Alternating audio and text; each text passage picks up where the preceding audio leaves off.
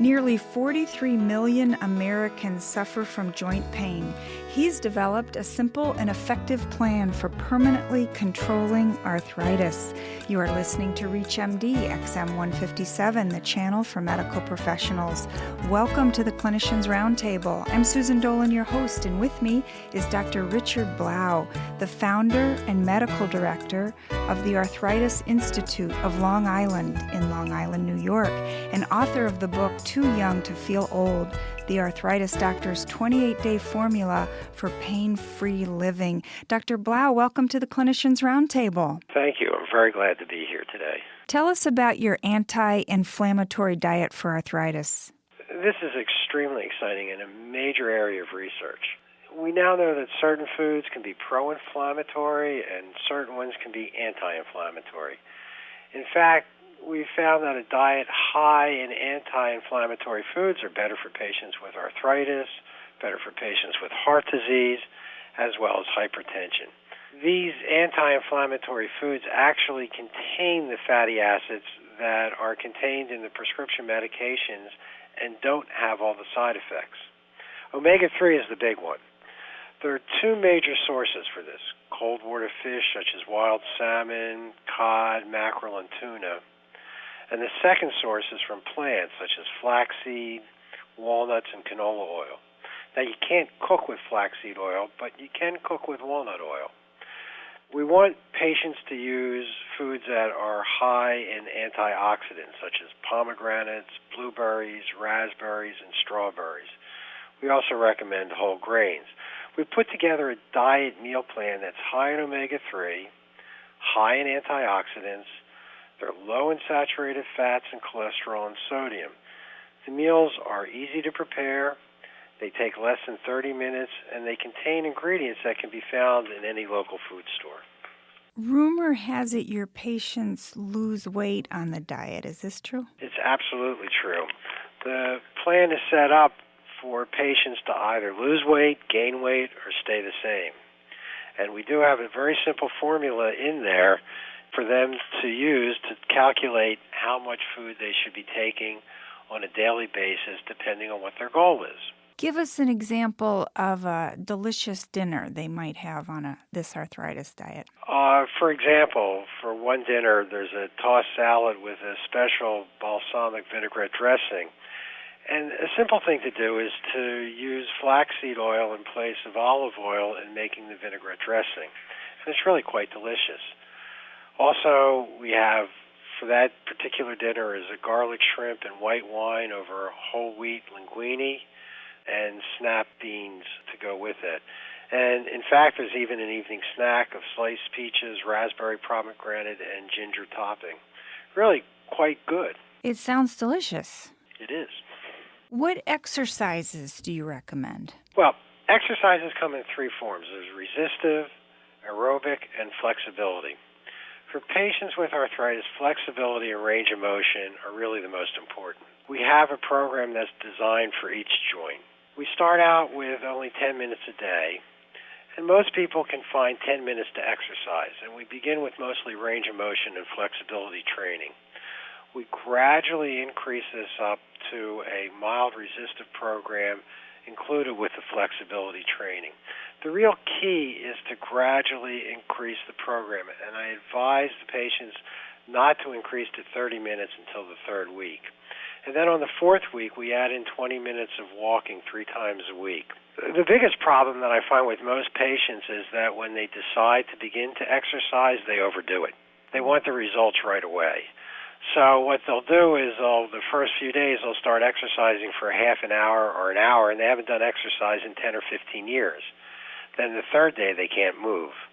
So the real key is moderation and gradual increase in the exercise. And once we get them into that mindset that this is a long-term lifestyle change, that they're not necessarily to expect to find a difference in 1 or 2 days, but they're looking at this over weeks and months, it really isn't a problem.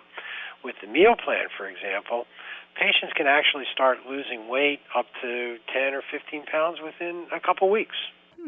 What other lifestyle changes do you recommend? Well, I think that lifestyle changes in many ways are important. I think that once patients start looking at foods and exercise as part of their medical treatment, that's all part of a major lifestyle change. They can add in certain supplements that would be helpful to them.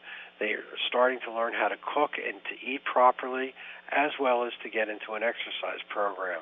I think if they're smoking, we obviously try to get them to stop smoking. If they're overweight, we try to get them to lose weight.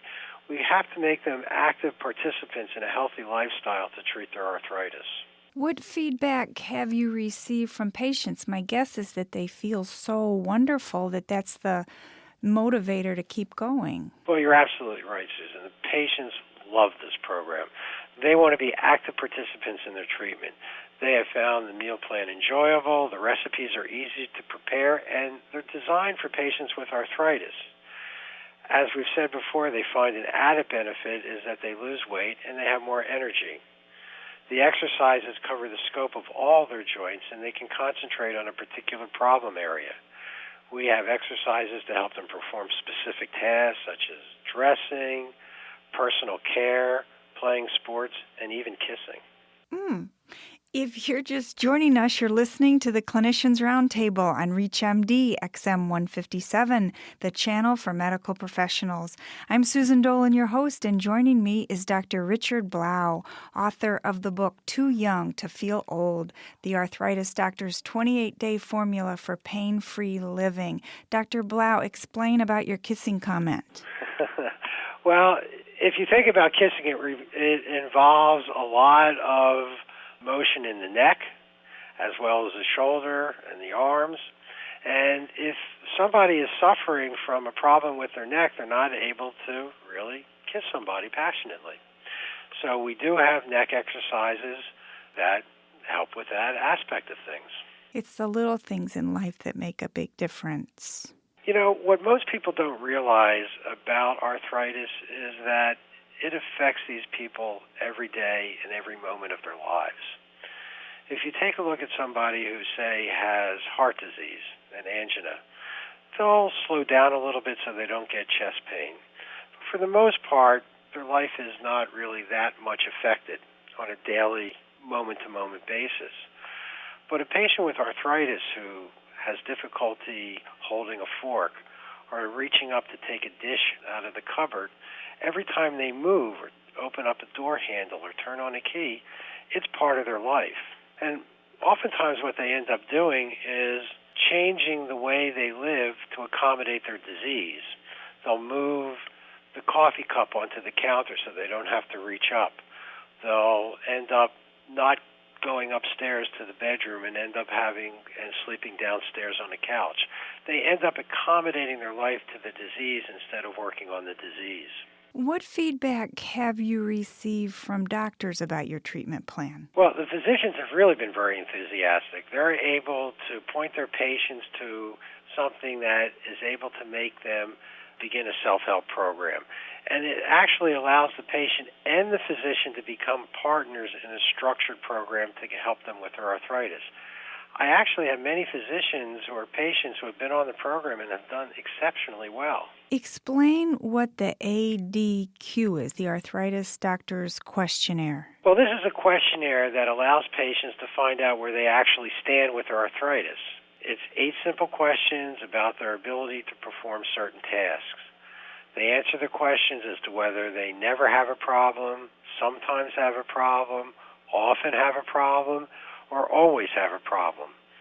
They assign a number ranking to each, and depending on how they score will determine whether they should begin a home program or if, in fact, they need to be evaluated by a physician or a rheumatologist.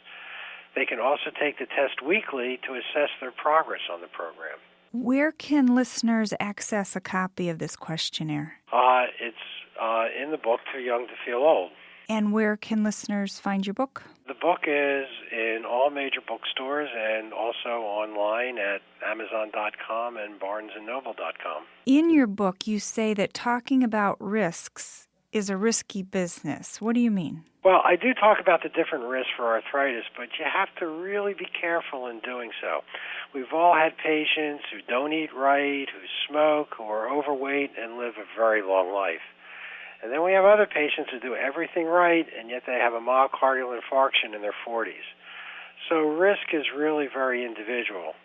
And this is true for arthritis. But in general, risks for arthritis include a strong family history, someone who is female, someone who's overweight, someone who leads a sedentary lifestyle, and actually certain occupations are an increased risk, such as train conductors, farmers, and mill workers.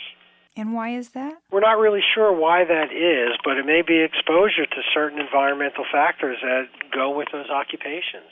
What are your thoughts about glucosamine and chondroitin tablets? Well, I'm not big on these. Despite the claims by the manufacturers, there's really no credible evidence that has shown that they can reverse joint damage. And in fact, the studies have shown that what they do is relieve pain, but they don't relieve it any better than acetaminophen. There's really no evidence that these compounds are actually helpful in rheumatoid arthritis. Now, I don't discourage them if the patient wants to use them, but I do give them the facts so they understand what they're doing. Why does it take so long to diagnose and treat arthritis? Well, I think that's really a great question, and I think it goes back to one of the myths of arthritis.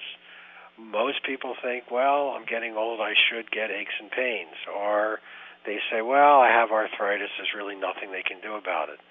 And I've seen this from patients who've gone to physicians, and they'll say, well, you have some arthritis, take some acetaminophen. They don't really seek the treatment until they can't walk or they're having so much pain that it has affected their lives. So there is this delay of the average being 7 years that results in treating something that has gone past where we really would like to treat it. Obviously, the earlier that we can treat something, the better it's going to be. The earlier a disease is in process, the easier it's going to be to treat it and hopefully to prevent it from progressing. Dr. Blau, what's your take-home message? I want physicians and patients to know that they don't have to live with the pain of arthritis, that most patients can significantly be helped and their quality of life improved, and that no matter what our age, we are all too young to feel old.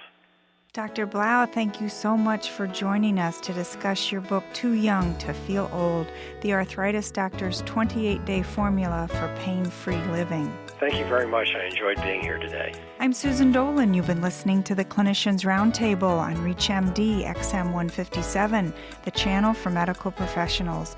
We welcome your comments and questions at ReachMD.com, which now features on-demand podcasts of the ReachMD library. Thank you for listening.